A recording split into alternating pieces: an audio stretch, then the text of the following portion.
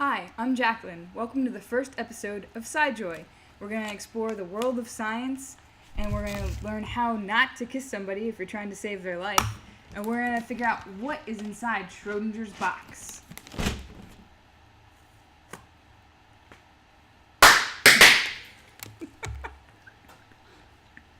It's time for news on SciJoy, but before we get to that, let's introduce everybody. So I am Jacqueline. I'm Matt Rudy. I'm Rose. And I'm Zach. And most of us met through our love of education outreach, correct? Yeah.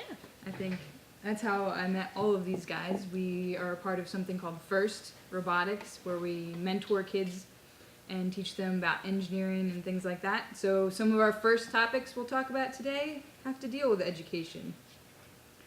And the first one actually has to deal with coffee. And Yay, coffee. Engineer fuel. As we all take a giant sip. They're at UC Davis. They were finding that it was pretty difficult to get chemistry students really excited when they were in their first year as freshmen. So they started to do a new project to see who could make the best cup of coffee. So where's the best cup of coffee you guys have gotten? Hawaii. Well, Hawaii. not in Hawaii, but the coffee came from Hawaii. Random advertisement.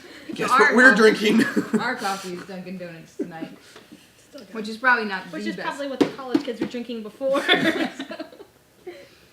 So the challenge was to build either a coffee machine or something that would make the best coffee using just the regular coffee beans and stuff like that to try and get chemistry and timing and temperatures and all that kind of under wraps for them. So I feel like there's a giant class of chemists just like shaking. Yeah, because the only way to know if you have good coffee is to drink it. yeah. And to be honest, when I read this story, I thought of Breaking Bad. Because when he meets the best chemist, that's what he has, that whole elaborate setup just to distill like the best cup of coffee. Because most of the things we deal with every day have to do with chemistry. Is there any kind of classes that you guys had as freshmen that actually were like hands-on or inspired you or kind of brought you in to figure out what chemistry was? Because a lot of times I think it's difficult when you're a freshman and they give you, oh, here's something you can do in theory with some equations, but you don't really get to grasp what it is you're going to be doing the rest of your college years or even maybe when you get out into the actual job world. I was forced to take a lab. Does that count? So what'd you do in this forced lab? We did chemical equations and experiments, I guess, but they're all by the book. Yeah. And if you messed up on something, the TA is kind of like, all right, well, failure. And that was about it. So I think mine went Way the to opposite influence your way. freshman. My chemistry class, my college chemistry class was the reason I knew I should never be a chemist because I seriously broke a beaker or a vial every single lab. My professor seriously stopped letting me touch things. He made my partner do all the work because I broke so much stuff. There's a tip for you guys. If you Just break it, you everything. shouldn't be a chemist. Oh, I thought it was if you break it, then everyone else has to do the work. No, then you just have to do all the math behind everything. You are now the official scribe. Reasons that Rosie became a mathematician. So it helped push me away. But I think it's a really cool thing because it's very open-ended. It's not like what you're saying where it has an answer. They didn't say, well, this is the best way to make coffee. They said, well, what do you guys think? Make me a better coffee machine, which is pretty cool to be able to do that in your first year, to make something. I imagine there was some horrible coffee made. Some just dreadful, like, We coffee. did something similar in high school, but it wasn't chemistry. It was my physics class. It was kind of the reason why I knew I liked it so much. But it wasn't coffee. It was you had to make a ping pong ball go through so many different energy changes, and then it ended up having to go like 20 feet in the air and come back and land in this bucket. But that was it. Like those were your only requirements. Make it go through 4 changes. They could be whatever you wanted. And then make it shoot up into the air. So some people came up with like these crazy contraptions, and some people just had it, light a candle and then fall down and then shoot up in the air. I think only like 2 people actually made it back into the bucket, but it was fun to watch them go flying across the room. And then you learn stuff, and that's what I think hands-on science is really good at, is not just learning what other people have been doing all these years, or your textbooks problems. What I hated about them, like what you're saying with your lab, is that's what everybody does every year. Like hundreds or thousands of kids do the same problems every single year.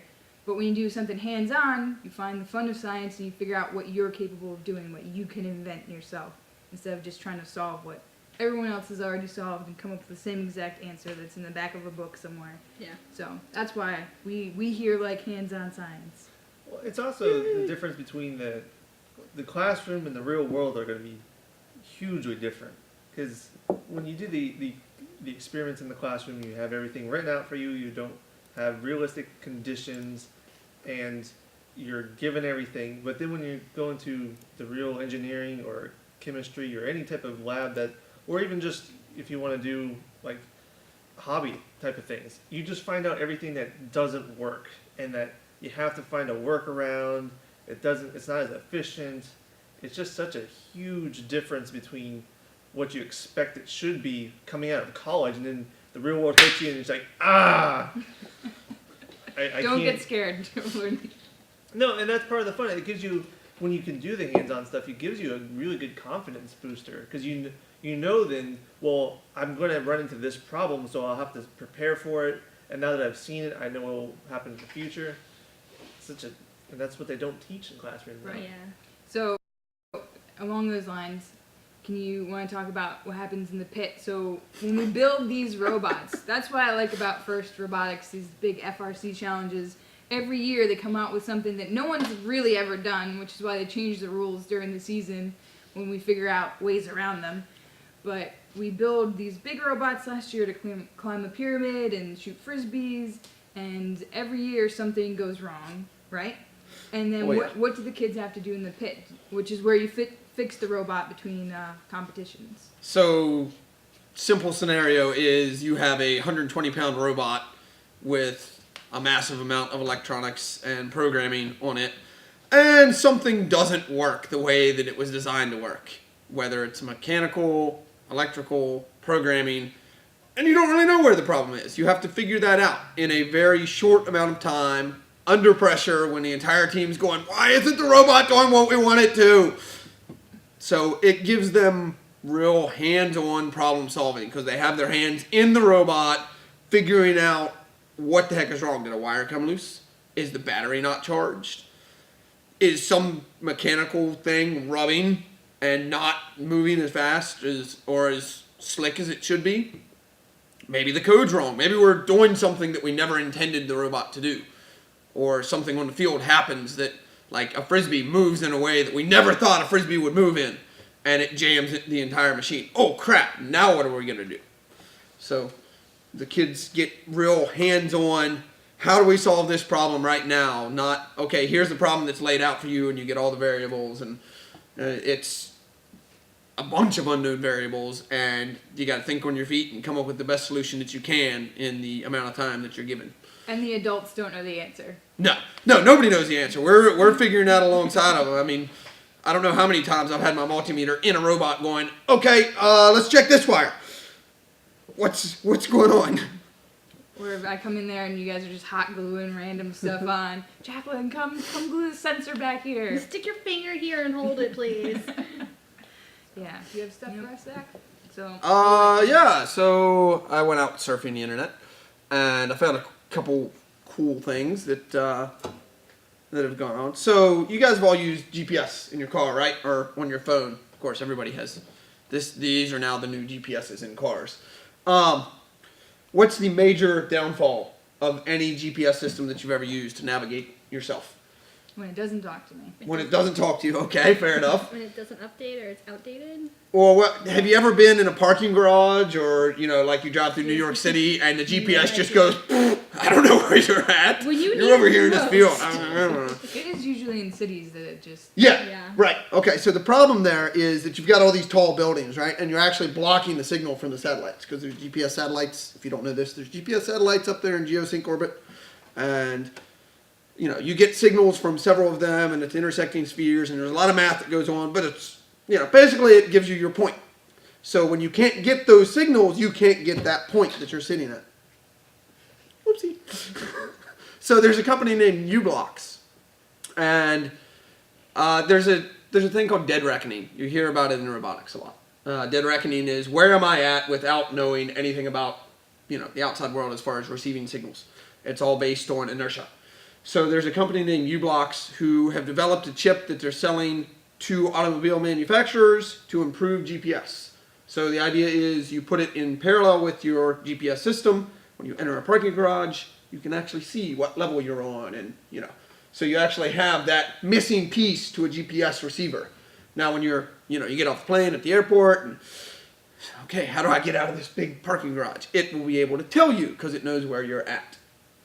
So can you mark it too? Like if you are in a big parking garage and you're like, drop a pin here, and then you can find your car when you come back? Yeah, it could definitely make finding your car easier. I need that. I think everybody needs that. All right, let's see. What else? Scientific America, there's an article on tiny robots mimic termites. So there's a couple of researchers out there. No, it's really cool.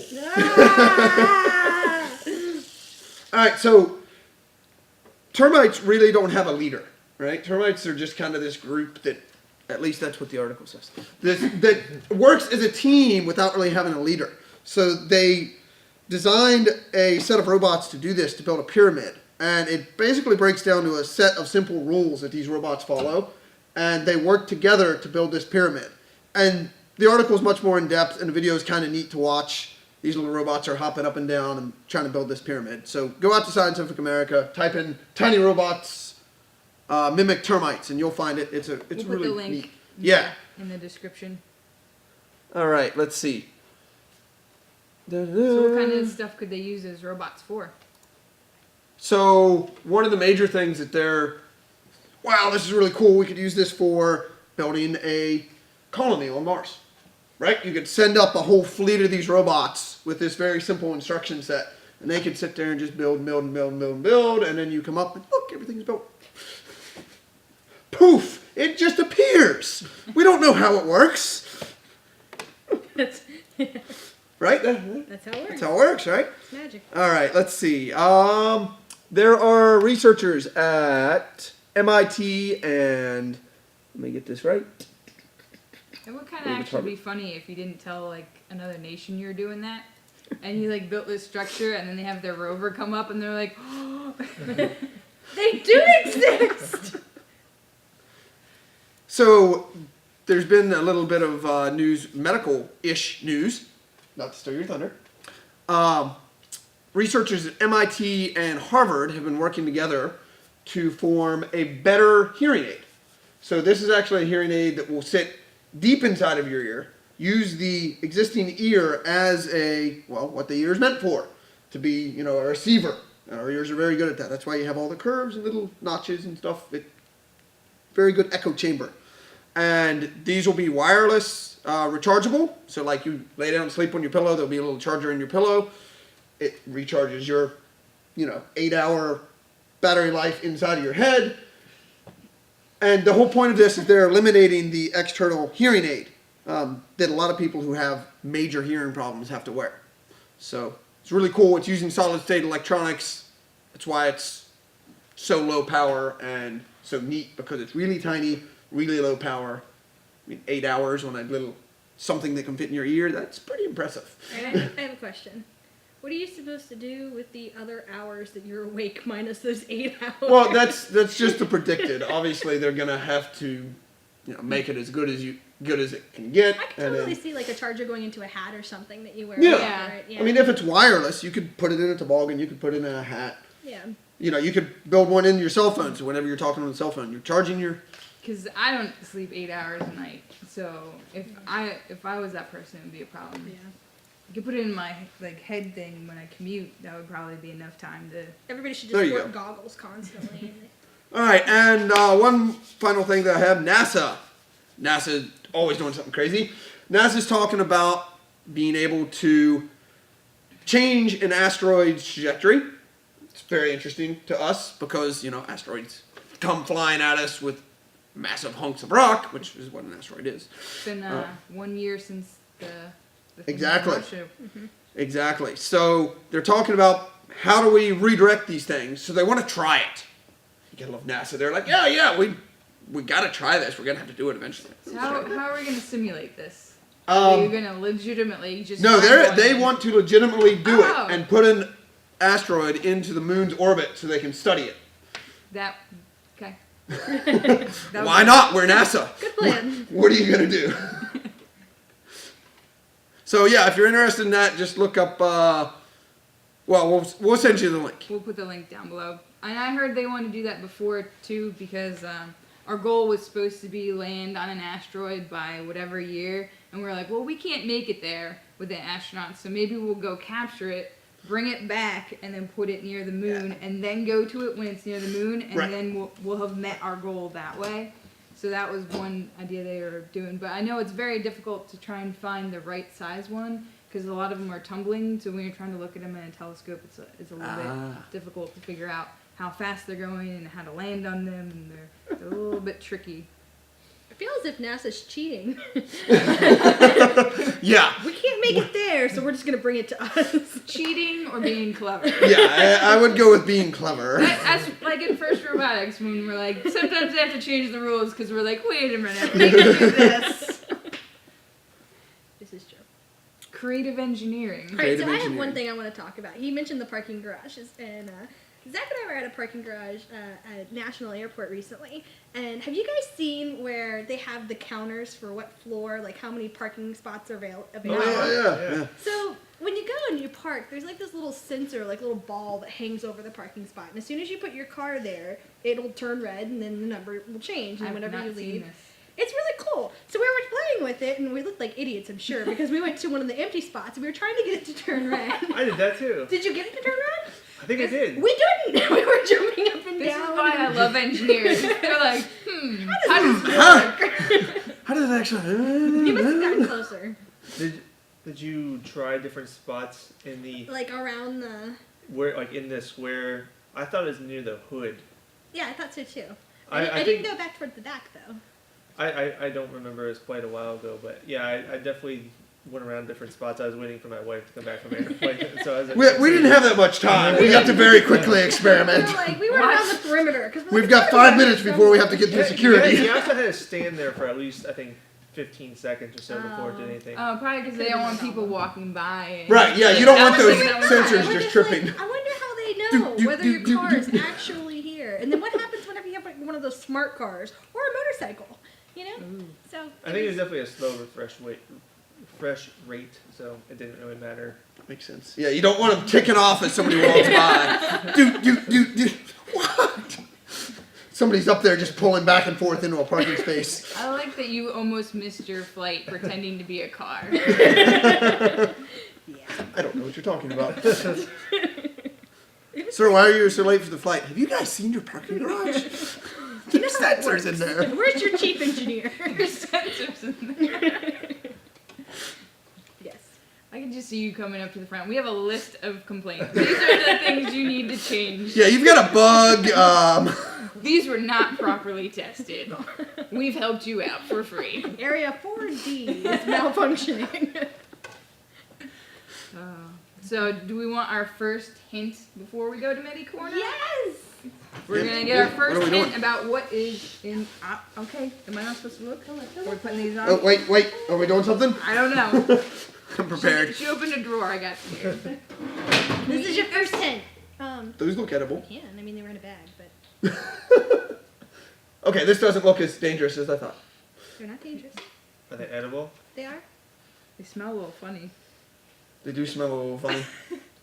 Do you look through these? What are we doing here? Wait, did we Wait, use this is a later? clue? No, you don't need them later. This is your clue, though. They don't taste so good. Are I we... didn't say you had to eat them. I just said you could eat them. They're edible. I beg to differ.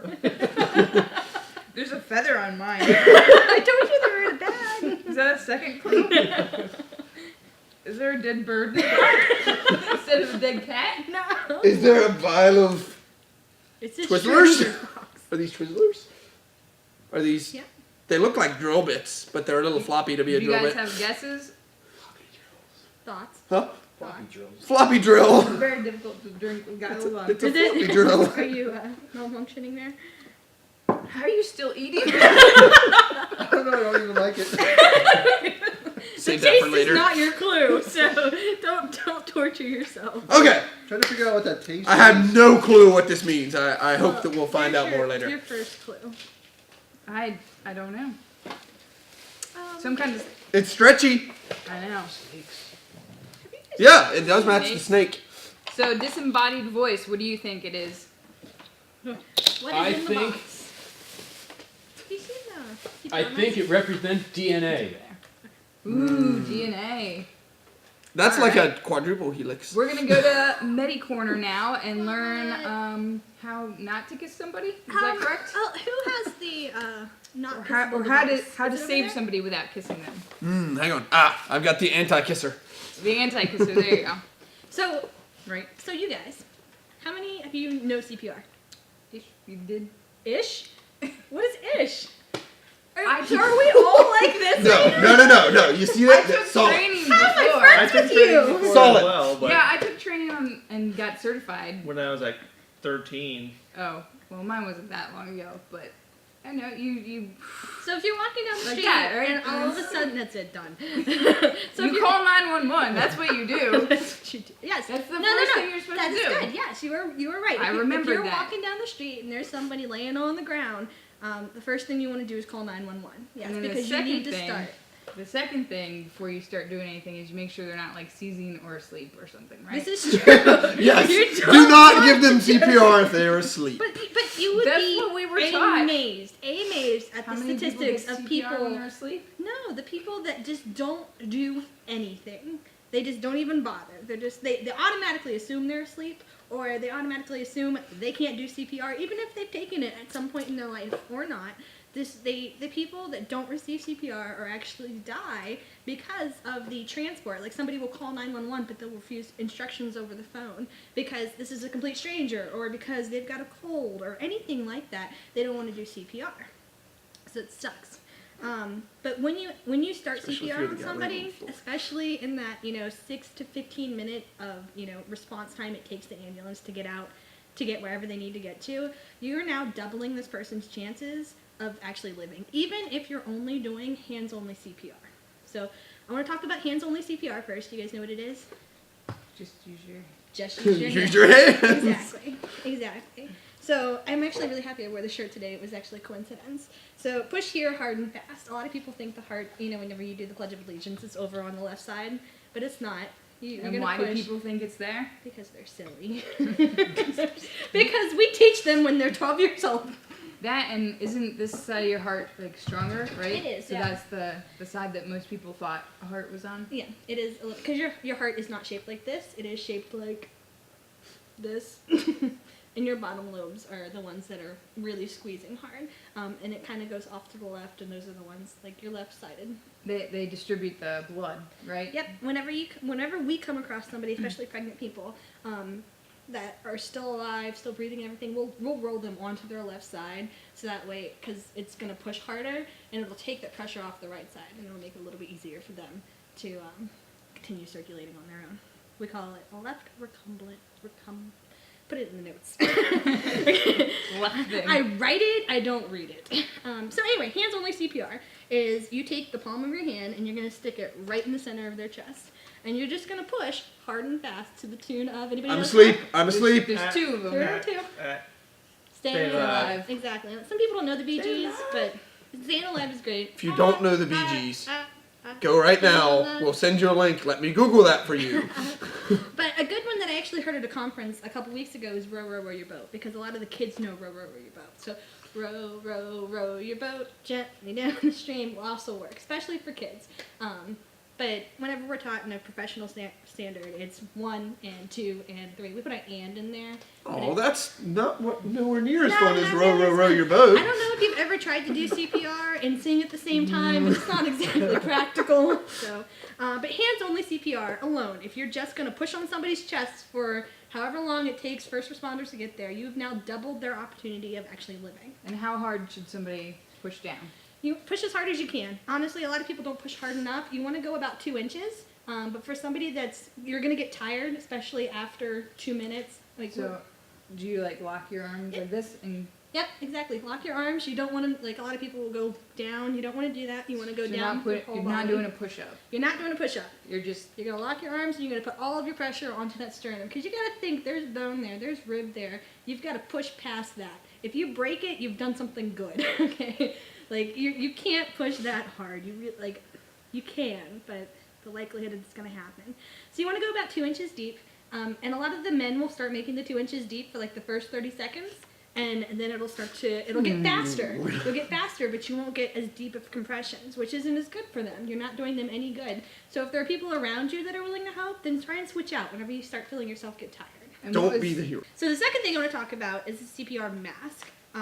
This one is a disposable one, and it's kind of silly. Now these things are ridiculously cheap. You can buy a pack of these for like, I think there's maybe about 10 or 12 of them for like $25.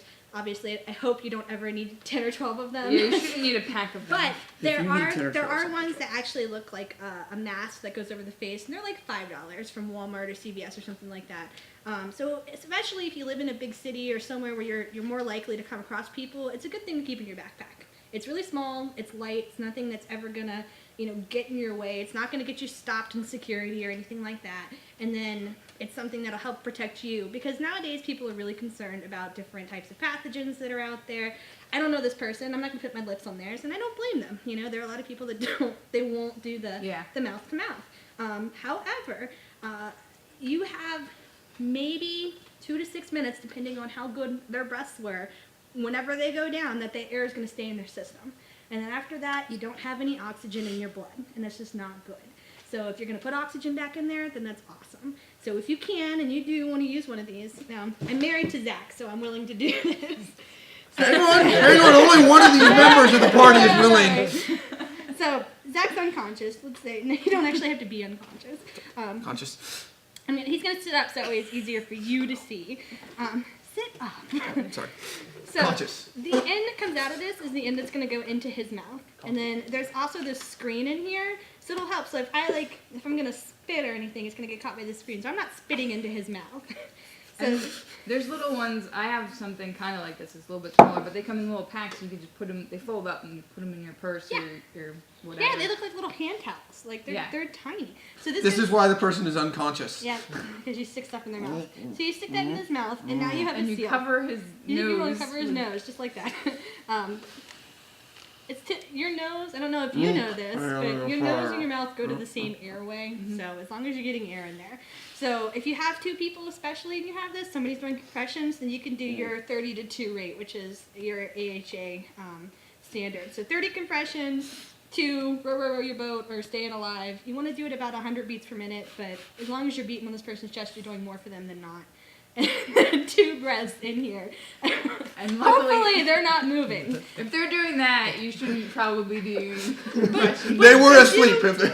I do want to mention that there are some people that go into cardiac arrest that still, they kind of mimic seizures, but they're not actively seizing. It's just that their body will have jitters, and it's just because your muscles are still alive. They're still moving and that kind of thing. And they'll make noises because the tongue will get stuck on the back of their throat, and it causes a noise, what we call snoring. And when that happens, people think, oh, they're making noise, obviously they're alive, and it's not true at all. It's just your tongue is stuck on No, the wait, back does of it sound your like throat. actual snoring? Because that may confuse them. Are you sleeping, or are you... People associate noise with life, and it's just not true. Well, you're supposed to listen for breath sounds, right? Yes, you do want to listen for breath sounds. So if you get down here, you can put your hand on somebody's chest, and if they're breathing, you're going to be able to feel it. If their heart's beating, especially if it's thumping, you're going to be able to feel it. If not, you can always go for the carotid artery, which is a great one. If there's no pulse, then they've got no pulse. They're never no pulse and breathing. Okay, so if there's no pulse, there's no pulse. We actually had a couple of those calls come in. No pulse? No pulse, but they're breathing. No, they're really not. Yep, so look, listen, feel for breath, and then look, listen, feel for a pulse, and then if not, then start CPR For the love of God, save somebody's life. So where can people go? Because this is not your real CPR training. You're not certified or... No. I am by no means a CPR trainer. You can go to American Heart Association, or you can go to Red Cross, your local Red Cross or your AHA chapter. Of course, I can't get back into my computer right now. Will both have CPR courses. If you have a local rescue squad or fire department, they usually host CPR courses once a month or once every 6 months or something like that. If anything, they will definitely be able to tell you where your local chapter of finding CPR is. And that we'll try and put links down below. A lot of times, I know I was trained through work. I don't know where. You said a long time ago you were trained, but where were you? I was doing a babysitting course. Yeah. To be like a certified babysitter or something. So I think babysitters, teachers, like a lot of different things. Sometimes your business will pay for it or even hold sessions. So this was not a real training. Please go get really trained. And if you are not interested in getting certified in CPR, please just go to www.heart.org, and we'll put that down there, and just learn how to do hands-only CPR. If anything, you can just start it and wait for somebody to get there to take over, and you're really, really increasing somebody's chance of actually living and walking away and having some. So what's our second hint for Your Schrodinger's second box? hint. Are you excited? Is it a cat? I think it's a bird because I ate a feather. I don't think you were supposed to eat the feather. This is your second hint. Is that edible? Yes, these are edible. That's always our first question. Can we stick it in our mouth? Maybe we should eat before we do this.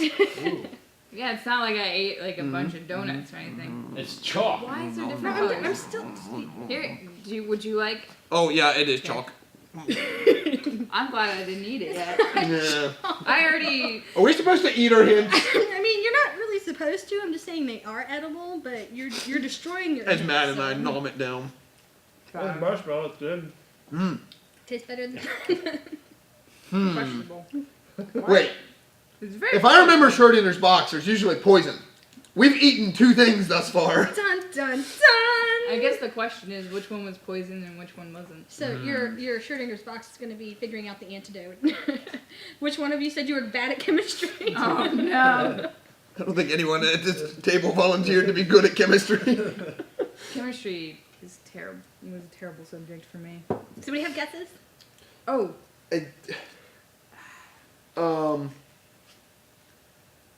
Okay, we were talking about DNA. Yeah. I'm not quite sure, but are we gonna build something? Marshmallow usually makes a good building do you material. think we're gonna like?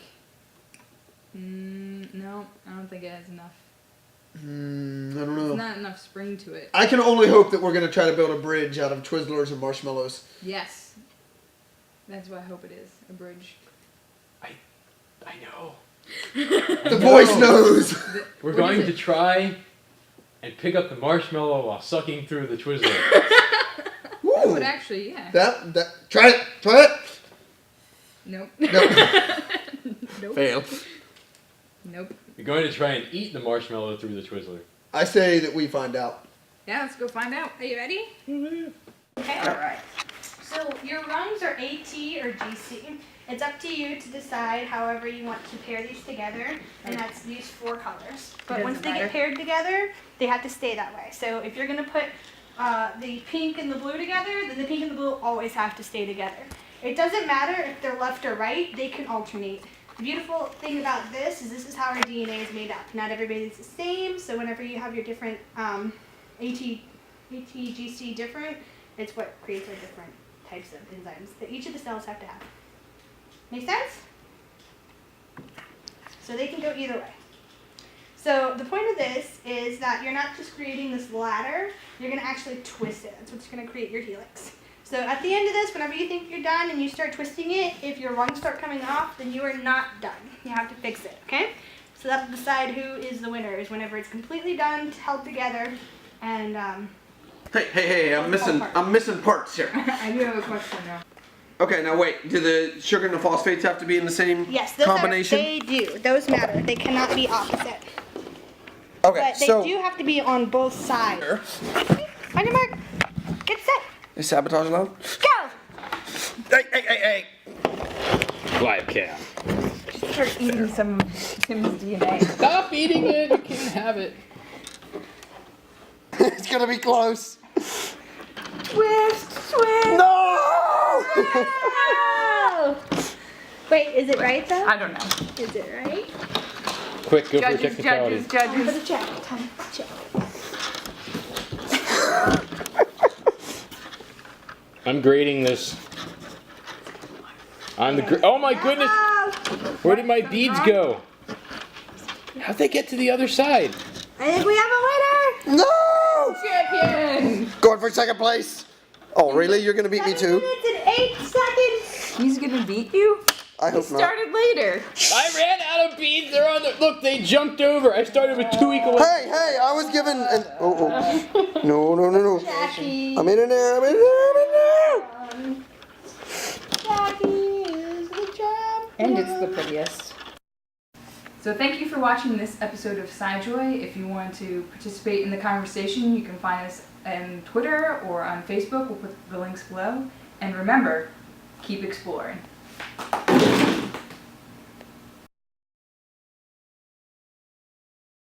Sally sells seashells by the seashore. She sold all the seashells so she could get more. Boots and pants and boots and pants and boots and pants and boots and pants and boots and pants. I have no idea what is currently happening. You should not have eaten that. No, I shouldn't have. Oh God, those are horrible. They're like the butterflies. Eating They're them. like butterflies? So gummy better. The butterflies. Oh, the butterflies. Don't eat butterflies. I'm ready to go diving now. It's your science. Swimming through science. Swimming through.